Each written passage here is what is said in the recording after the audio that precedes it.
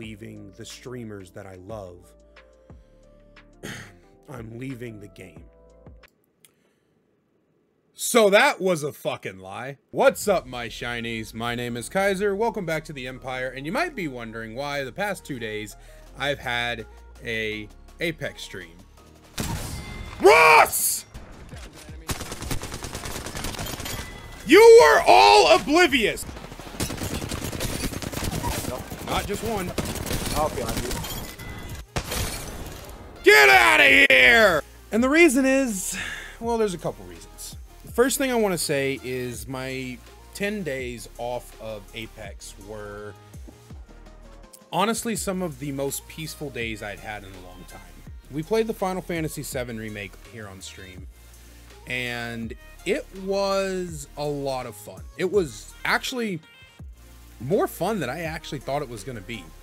We even made a little just chatting segment where we go to random streamers' chats and ask them weird questions through bit donations.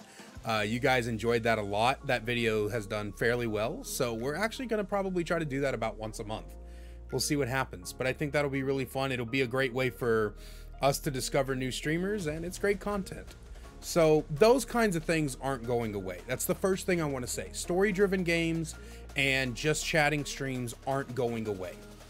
In fact, there's a very huge chance that I'll be editing the April highlights video on stream as well, so you guys can come and hang out and watch my process and all that kind of stuff. I just enjoy hanging out with you guys. We still have a lot of story-driven games that downloaded. I downloaded this game. I bought this game called Ghost Runner on PlayStation, and I'm going to try it out on stream. It sounds like it's going to be fun, but it looks like Apex is going to be our main game again.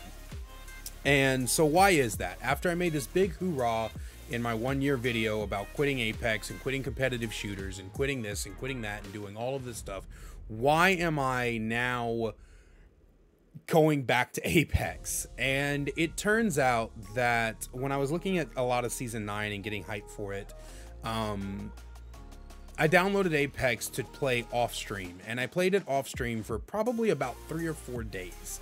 I would play Final Fantasy VII, get off of stream, raid somebody. I would open up Apex, and I would just see what it was that I was missing, and whether or not I would truly be able to come back to the game. And so it turns out that what I really needed over everything was a break. One of the hardest things about something like Apex, or really any competitive shooter or any competitive game, like even like say Hearthstone, is that when you dedicate your entire streaming career to a game like that, you're bound to feel burnout. There's bound to be a lot of repetition. There's a lot of heartache that comes with it. And a lot of the problems that I mentioned that Apex had in that 1-year video, they still have. That hasn't gone away in 10 days. And there's still a lot of problems with it. However, there are quite a few steps that I want to take to approaching Apex now that I didn't take before. And so I wanted to go over those with you guys in this video. But before we get into those, again, the reason I'm coming back to Apex is because I still love the game. I still enjoy it. And I think that the reason I wasn't enjoying Apex on stream was very much a big state of mind. And so there's some steps we're going to take. One of the big things that I did with Apex was that I never played with people. That was something that I was very wary of. And I talked about this a little bit in my 1-year video, but I want to go a little bit more in depth. I'm a very unique kind of person. It's cringy to say, but I am. I'm very picky about who I hang out with, and people who hang out with me sometimes can't really stomach the way that I am. It's because I'm very loud. I'm very rowdy. Sometimes the jokes that I make can be a lot to swallow. And the boundaries that I push can also be very hard for some people to take. And I understand that, and that's nothing that I hold against anybody. For me personally, when I would play with people, there was always this circle almost, right? I'd find someone new to play with. We'd play for like a week or so. I'd have a lot of fun playing with them. They would stop playing with me for whatever reason. They got tired of me, or they thought I was too negative, or I wasn't good enough to play with them, or something like that. And so we would go right back to the top of the circle, and it would continue on this little journey. And so I was very scared to play with new people. The other thing is that very early on in my Twitch career, before we even hit affiliate, I used to play with practically anybody who would come into stream and ask. And one day we had somebody show up, and they were dropping the N-word left and right. They were saying homophobic slurs. It wasn't good for TOS. It wasn't good for the vibes of the stream. And it really actually wasn't good for my mental, because I don't like when that kind of shit is said around me. And so we ended up having to ban that person from chat, kick them out of the Discord. And I've always been scared that as our numbers grow, our viewership grows, and we become under the eye of both Twitch and, you know, the Apex community, that we were going to have that kind of thing again. And the last thing that I want is that kind of energy associated with me, my stream, and my brand. But I'm going to go ahead and extend this olive branch. And so if it's somebody who's been in chat for a long time, I know who they are, then it's more likely that I'll probably start playing with them. Recently, we've been playing with more people from the community and letting them joining us, and it's been a lot of fun. So the first step to enjoying Apex more is to really, you know, let people play with us. One of the other things with Apex is that I didn't really have a goal in mind, right? So I would play Apex every day, and I would get frustrated because I wasn't becoming a better player. And that's mostly because I wasn't trying to become a better player. You know what I mean? It was one of those things where, like, we couldn't really bring in the the good vibes, the good gameplay, because I wasn't striving to be a better player. I was just playing and expecting me to get better without actually thinking about what I was doing and thinking about how I was approaching things.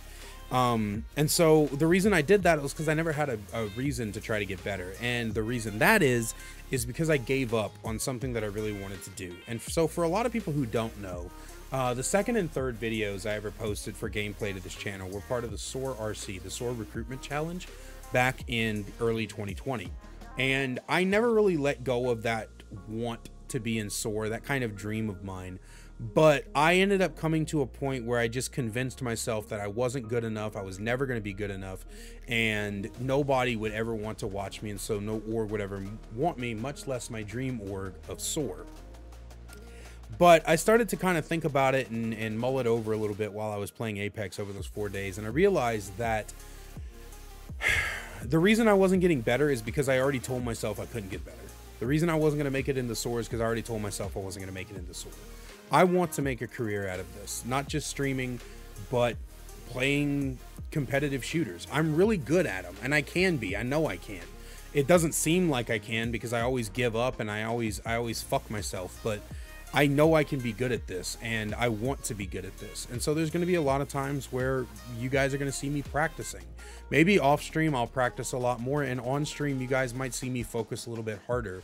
Maybe look back at some stuff that I need to do better and really start putting my nose to the grindstone, becoming a better player, even if it's just a better pub stomper, because I really want to join SOAR. One of the biggest contentions in my 1 year video was definitely that I was tired of getting so angry that I would lose viewers. I talked about the implication that I don't like it when I'm angry.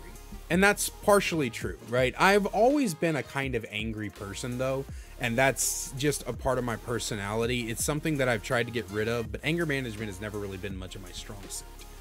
And so whenever I get angry, I try desperately to turn that anger into comedy. I try desperately to morph my attitude to where, yes, I'm pissed off at what just happened, but I want to make it funny. I want to make it entertaining.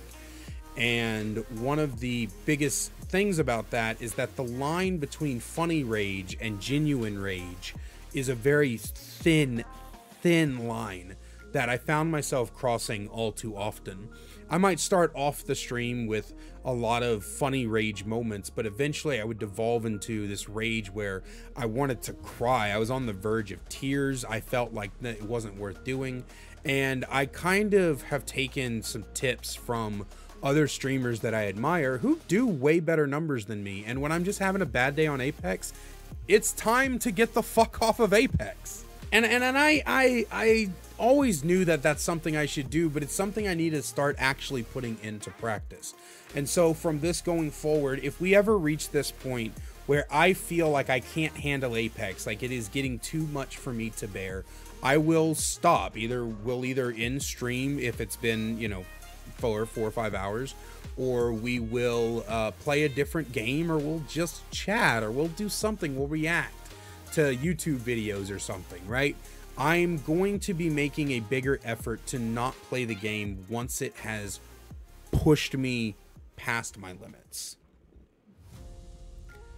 I think the final thing that I want to talk about when it comes to coming back to Apex is that I am going to do my best to be a better streamer, right? Lately we have been doing amazing numbers, at least for me, right? We've gone from being lucky to see, you know, 3 people in stream to anywhere from 4 to 8 to 10. Last night we ended up organically reaching 10 people, and we were able to raid somebody with those numbers. It was a very, very cool thing to see. It made me genuinely happy to see those kind of numbers, and it starts to kind of sink in after a while that I can do this. And I have riddled myself with so much self-doubt, and I think the biggest thing about that 1 year video was that I riddled myself with self-doubt.